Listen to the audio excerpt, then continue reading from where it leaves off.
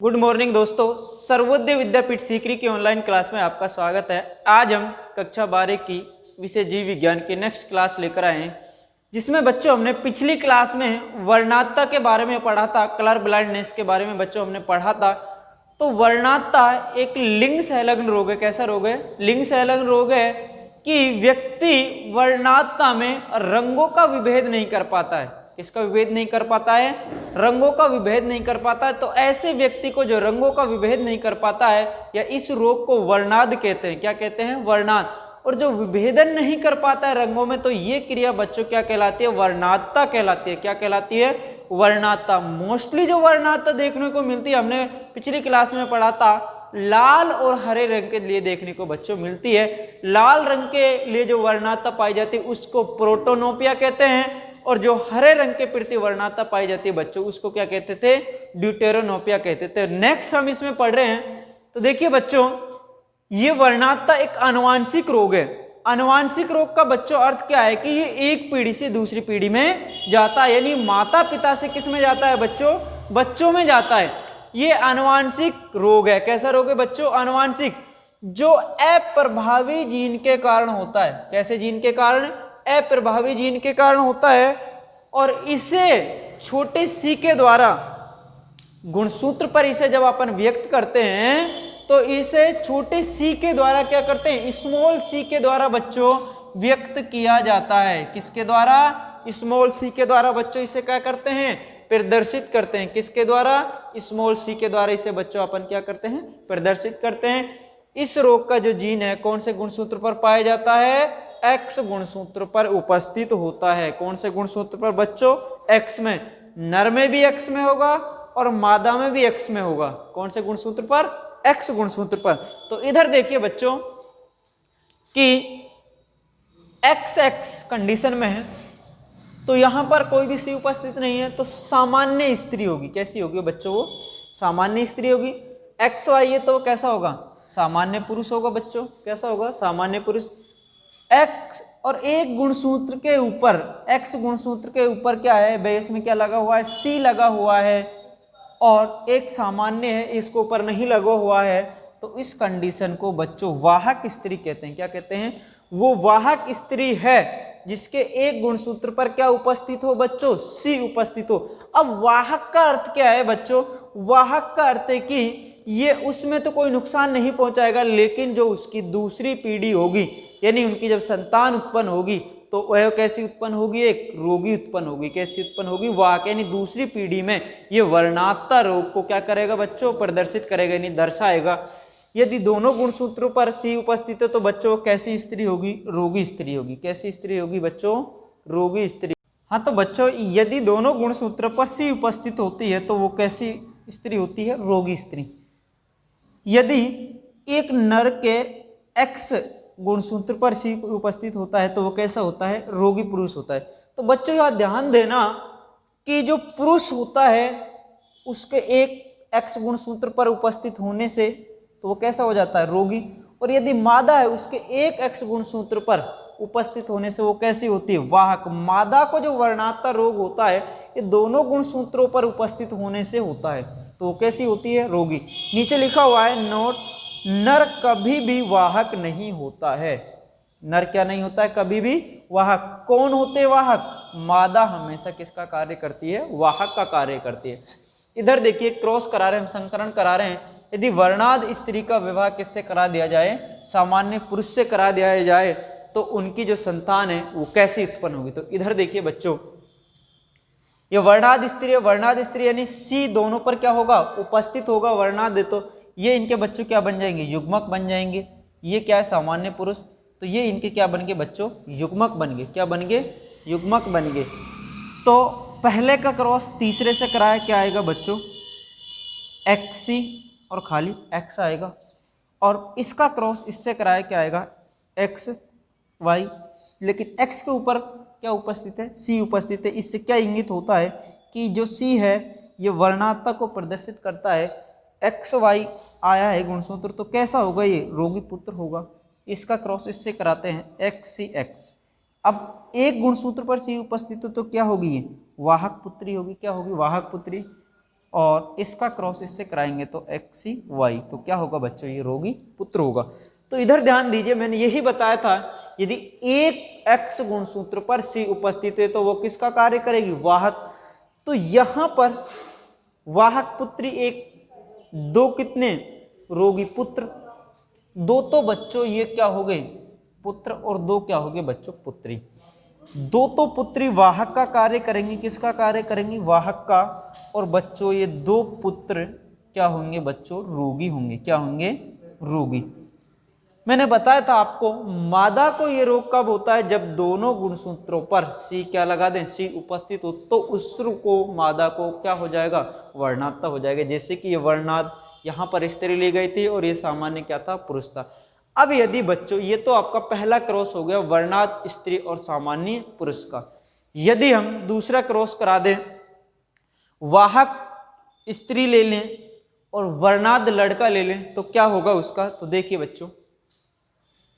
हाँ तो बच्चों, हमने वर्णाद स्त्री और सामान्य पुरुष के मध्य क्रॉस कराया था। अभी दूसरा क्रॉस पढ़ रहे हैं हम, यदि वाहक स्त्री है और रोगी क्या है, पुरुष, इनके मध्य क्या करा दिया जाए, क्रॉस करा दिया जाए। यानी वाहक स्त्री की शादी रोगी पुरुष से करा दी जाए तो जो उनकी संतान है वो कैसी उत्पन्न होगी। तो इधर देखिए बच्चों, ये वाहक स्त्री है क्योंकि एक गुणसूत्र पर क्या उपस्थित है, C। और ये क्या है, मैंने बताया था कि पुरुष रोगी कब होगा, जब उसके X गुणसूत्र पर क्या उपस्थित होगा, C, हीमोफीलिया का जीन उपस्थित हो, वर्णात्ता का क्या उपस्थित होगा, जीन उपस्थित होगा। तो ये वाहक स्त्री है, ये रोगी क्या है, पुरुष। तो इनके अलग अलग करके अपन ने क्या बना लिए, युग्मक बना लिए। तो पहला का क्रॉस बच्चों इस तीसरे से कराएंगे, 1 2 3 4, पहले का क्रॉस इस तीसरे से कराया जाता है तो क्या आएगा, इधर से XC, इधर से भी XC। तो बच्चों ये कैसी पुत्री हुई, उत्पन्न हुई, रोगी पुत्री उत्पन्न हुई। कैसी उत्पन्न हुई, रोगी पुत्री। अब इसका क्रॉस इससे कराएंगे, XC आएगा पहले, उसके बाद Y आएगा। तो कैसा उत्पन्न होगा ये, क्योंकि मैंने बताया है पुरुष रोगी कब होगा, जब उसके X गुणसूत्र पर वर्णात्ता का जीन क्या होगा, उपस्थित होगा, एक गुणसूत्र पर X पर। इसका क्रॉस, दूसरे का क्रॉस तीसरे से कराएंगे, XCX।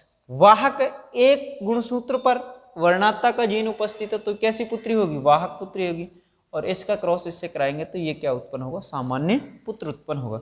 तो बच्चों इधर ध्यान दीजिए, इसमें जो 4 संतान उत्पन्न हुई है, इनमें से एक तो रोगी पुत्री है।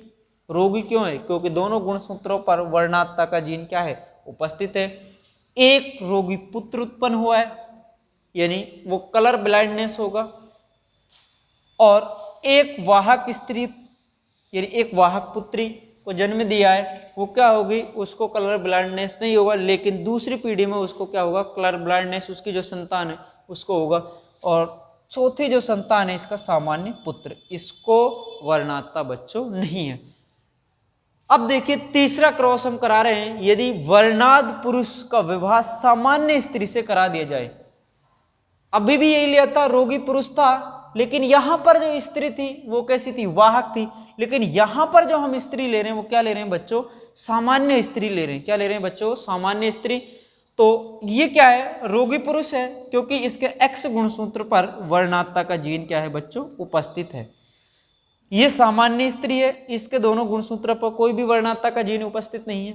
तो इधर देखिए युग्मक बना लिया हमने दोनों को। पहले का क्रॉस इस तीसरे से कराएंगे, क्या आएगा, XCX। पहले का क्रॉस चौथे से कराएंगे, XCX। इस दूसरे का क्रॉस इससे कराएंगे, XY। इसका क्रॉस इससे कराएंगे तो क्या आएगा बच्चों, XY। तो अब इधर ध्यान दीजिए बच्चों, जब हमने वर्णाद पुरुष यानी रोगी पुरुष का विवाह सामान्य स्त्री से कराया तो उनकी जो संतान है, जो पुत्री उत्पन्न होंगी बच्चों, वो दो तो कैसी होंगी, वाहक पुत्री उत्पन्न होंगी। और जो दो पुत्र होंगे वो कैसे उत्पन्न होंगे, सामान्य पुत्र उत्पन्न होंगे। लेकिन ये वाहक पुत्री हैं, यदि इनका विवाह कराएं तो ये दूसरी पीढ़ी में बच्चों वर्णात्ता संतान को क्या देंगी, जन्म देंगे। किसको, इसलिए जो वाहक हमेशा जो मादा होती है वो वाहक का कार्य करता है, पुरुष कोई भी वाहक का कार्य नहीं करता है। वाहक का कार्य कौन करती है, मादा करती है। और वाहक को क्या कहते हैं, वाहक है कि जो एक पीढ़ी से दूसरी पीढ़ी में ले जाता है, उसको क्या कहते हैं, वाहक कहते हैं। अब हम तीसरा संकरण करा रहे हैं। यदि वाहक स्त्री का विवाह किससे करा दिया जाए बच्चों? सामान्य पुरुष से करा रहे हैं। ध्यान देना, यहां पर रोगी पुरुष था, सामान्य स्त्री थी। अब देखिए हमने क्या काम किया, वाहक स्त्री है और पुरुष कैसा है बच्चों? सामान्य पुरुष है। तो वाहक स्त्री की पहचान क्या है? एक गुणसूत्र पर क्या उपस्थित होगा? किसका जीन उपस्थित होगा? वर्णात्ता का जीन उपस्थित होगा। तो ये बच्चे इनके क्या बन गए? युग्मक बन गए। पहले का क्रॉस तीसरे से कराया क्या आएगा? XCX। पहले का क्रॉस चौथे से कराया क्या आएगा? XCY। इस दूसरे का क्रॉस तीसरे से कराया क्या आएगा? XX। इस दूसरे का क्रॉस चौथे से कराया क्या आएगा बच्चों? X और Y। तो ये 4 संतान में से अब देखिए ये क्या हुआ? वाहक पुत्री हुई, क्योंकि एक X गुणसूत्र पर, हाँ तो बच्चों ये XY था। क्या था ये? XY। इसका क्रॉस इससे कराएंगे तो क्या आएगा बच्चों? XY आएगा। तो इधर देखिए एक X गुणसूत्र पर वर्णात्ता का जीन उपस्थित है। जब मादा में एक X गुणसूत्र पर वर्णात्ता का जीन उपस्थित होता है तो क्या होती है? वाहक होती है। तो जो वाहक स्त्री है इसने एक तो वाहक पुत्री को जन्म दिया है, दूसरी जो पुत्र उत्पन्न हुआ है एक रोगी पुत्र है। क्यों? क्योंकि X गुणसूत्र पर वर्णात्ता का जीन क्या है? उपस्थित है। तो पुत्र कैसा होगा? ये रोगी होगा। एक सामान्य पुत्री को जन्म दिया है, दोनों में कोई भी वर्णात्ता का जीन उपस्थित नहीं है। और एक बच्चे सामान्य पुत्र को क्या दिया है? जन्म दिया है। तो यहां पर चारों संतानों में से जो एक तो वाहक पुत्री होगी, एक रोगी पुत्र होगा, एक सामान्य पुत्री होगी, एक क्या होगा? सामान्य पुत्र होगा।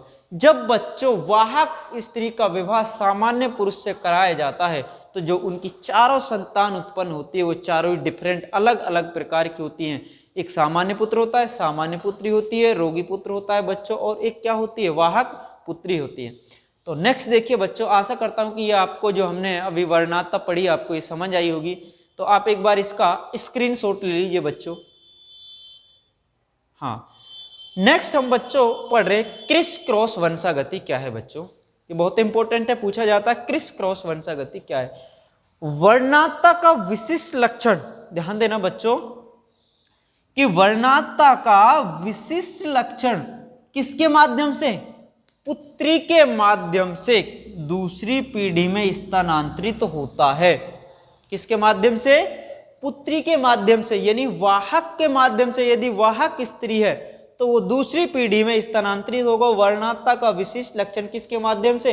पुत्री के माध्यम से दूसरी पीढ़ी में स्थानांतरित होता है। और ऐसी वंशागति को बच्चों क्या कहते हैं? क्रिस क्रॉस वंशागति कहते हैं। क्या कहते हैं बच्चों? क्रिस क्रॉस वंशागति। तो वर्णात्ता का विशिष्ट लक्षण किसके माध्यम से? पुत्री के माध्यम से दूसरी पीढ़ी में वो स्थानांतरित होता है। तो ऐसी वंशागति को ही बच्चों क्या कहते हैं? क्रिस क्रॉस वंशागति कहते हैं।